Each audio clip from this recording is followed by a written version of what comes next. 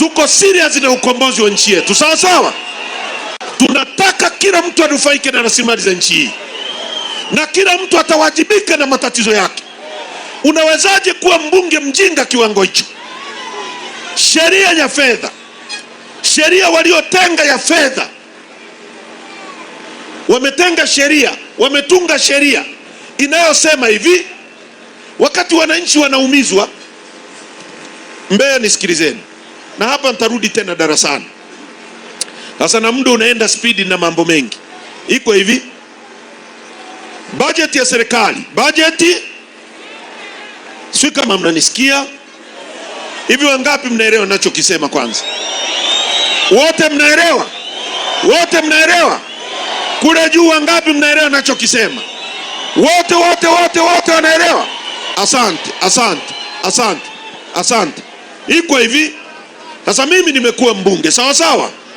Mimi nimekuwa, na kuna watu hapa wana aspire kuwa wabunge. Masaga anataka kuwa mbunge, Ponera anataka kuwa mbunge, Brenda, Mama Mwakimomo, Grace Shio, mwenyekiti wetu wa Bawacha, Mama Mwakikuti. Sasa pale bungeni, haya mambo ya kuongea, si mimi sina barabara, si nini, si hayo kila mjinga anaweza kusema. Si unasema tu. Sasa bunge linaanzaka kuwa gumu, na pale ndio unaona mashine sasa zinasimama. Hapo utamuona Mnyika, utamuona Heche, utamuona Lisu, utaona hizo mashine ndio zinasimama sasa kuzungumza. Bunge likisha sema budget, kuna kitu kinaitwa financial bill au sheria ya fedha. Sema financial bill.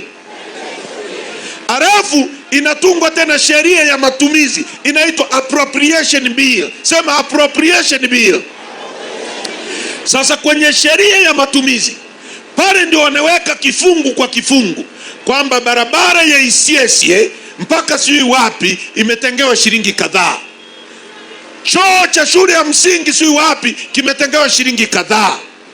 Sijui madarasa ya sehemu fulani kimetengewa, inaitwa vote. Sema vote.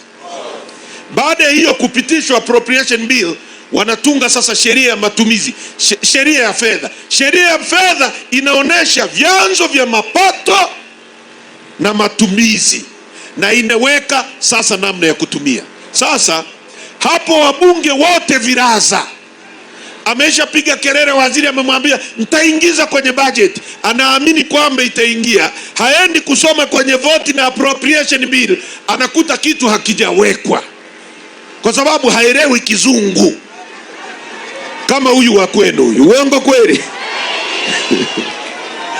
Sasa ndugu zangu, wameenda kupitisha budget, wamepitisha sheria ya fedha, wanasema hivi, kila utakapo kuwa unauza ubao wako, serikali itachukua 2% kutoka kwenye mazao ya ubao, miti, si nini.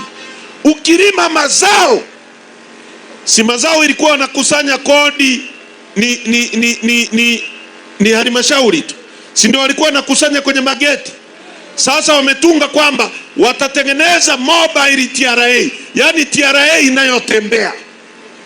Watakuwa wanachukua, ukilima mahindi wanakuja kuchukua 1% kwenye mahindi yako, na wanachukua 1%. Wengine wote duniani unachaji kodi kwenye faida. Sema kwenye faida. Huwezi kuchaji kodi kwenye gross. Gross ni mtaji na faida. Sasa kwa mfano, mtu analima mpunga, huyu mtu anakodi shamba moja, si ndio? Analipa fedha. Anakodi trekta, analipa fedha. Ananunua mbegu, analipa fedha. Anapanda, anapalilia, anapiga madawa, anavuna. Huo ni mtaji. Sasa kama mna serikali yenye akili, inachukua ule mtaji wote ulioweka, unaondoa, alafu ile faida ndio wanachukua kodi. Sasa wao wanachukua kodi kwenye mtaji na kwenye faida. Kuna serikali hapo? Huo ndio uchafu ambao watu wanaenda kupitisha. Huyu mama anaenda kupitisha kifungu cha 169 kwenye sheria ya fedha ambacho ambacho kinakwenda kusamehe kodi, ni kwamba kodi za mapato, kwa mfano halmashauri hii inapata kitu kinaitwa service levy 0.03% kutoka kwenye migodi, kutoka kwenye nini. Sasa sheria ya fedha wanayokwenda kutunga itaenda kufuta, yani sheria ya fedha itakuwa juu hata ya sheria tulizotunga za mwaka 2017. If someone tells you it's impossible to tone up after 40.